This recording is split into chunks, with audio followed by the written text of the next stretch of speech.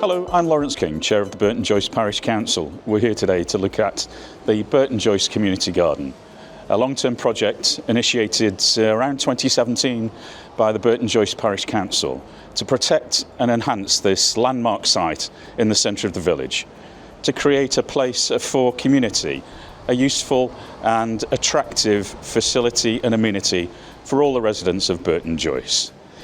It took a considerable amount of work over many years to raise the funds, to invest, to draw up plans and ideas, to consult with the community as to what they wanted.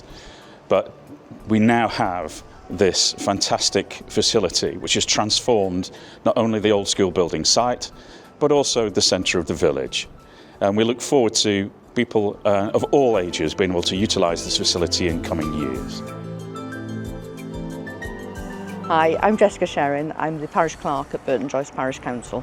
I'm delighted to welcome you to the new community garden in Burton Joyce, which began in 2017 when the Parish Council took on firstly a short lease of 35 years, and then this was followed by a long lease of 125 years, which enabled us to invest in the site. When the Parish Council moved in 2017, the site was overgrown with brambles and weeds. It had a big classroom there where the canopy is now that was dilapidated, the ceiling was falling down, and basically it was dangerous. So the first port of call was to have that removed. So we brought in local construction company Chris Maltby, who demolished the building for us and cleared the space as a first port of call. A committee was formed in 2018 which consisted of the parish councillors plus experts who lived in the village who were able to provide particular expertise, for example architectural, planning and historical knowledge. So we anticipated that the project was going to be quite an expensive one, so we needed to make sure that we got the funds in place. Approached Balfour Beatty, who were working on the Gedling Access Road, and they were able to provide us the surveys that we needed on the grounds, so electricity and utility surveys, free of charge. So that was a good starting point for us. So the first port of call for financing the project was to approach Gedling Borough Council, who had received funds from the Millfield Close development, Section 106 funds, and these were to provide an open space within a 2-mile radius of the Millfield Close development. The Parish Council was aware of this money that was available, and so we approached Gedling and said, would we be able to have it because we've got an open space that we want to develop. And so through collaboration with the staff there, I completed an application form and we managed to get the first pot of money, which was just short of £70,000. This enabled us to get the project off the ground, to start employing a designer and to start pulling together ideas of what exactly we wanted to put in the space. Once the designers had put together some suggestions of what could be put into the space, the next important part of the process was to consult with the community about what specifically they wanted.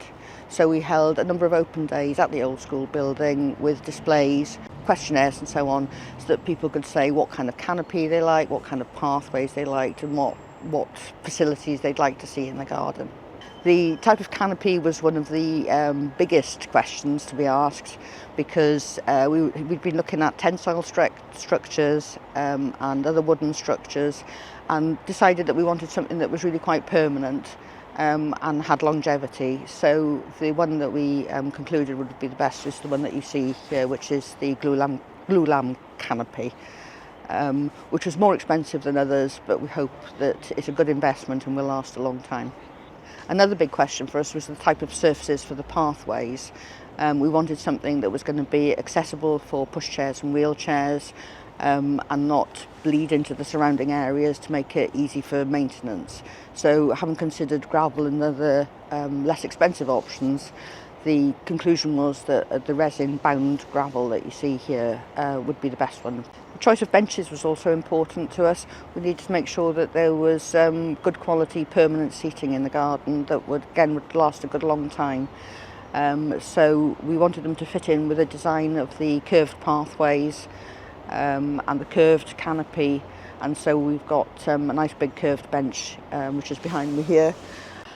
I applied for a grant fund of £100,000 at the beginning of 2024, and it took a long time to come through, but we did get confirmation of that at the end of 2024.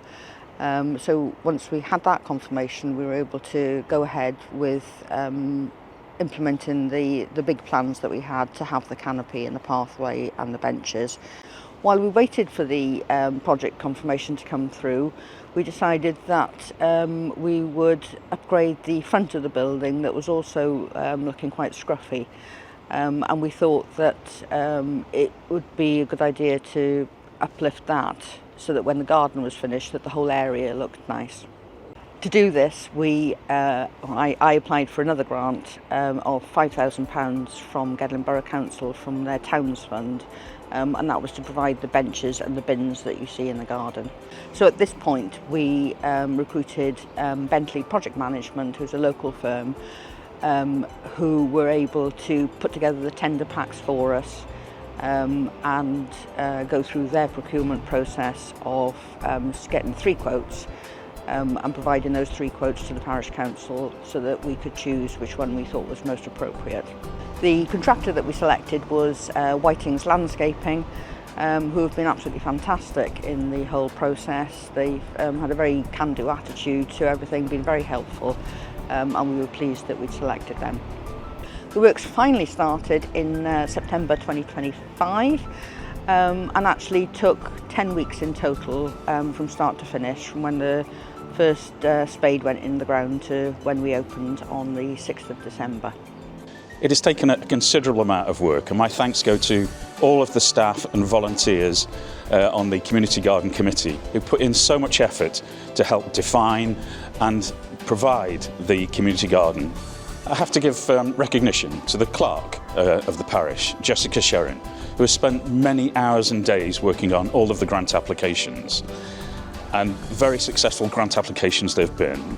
A lot of this work isn't over. There's still much to be done, and we look forward to being able to springboard perhaps into wider village centre development, for which we had plans drawn up with the assistance of Nottinghamshire County Council some 2.5 years ago. We hope that that will be able to be fulfilled as well in the coming years. But for the moment, we hope that you'll be able to enjoy this wonderful community garden after all the work that's gone in by not only the staff and the councillors of the Burton Joyce Parish Council, but also the many volunteers. Please enjoy it in the coming years.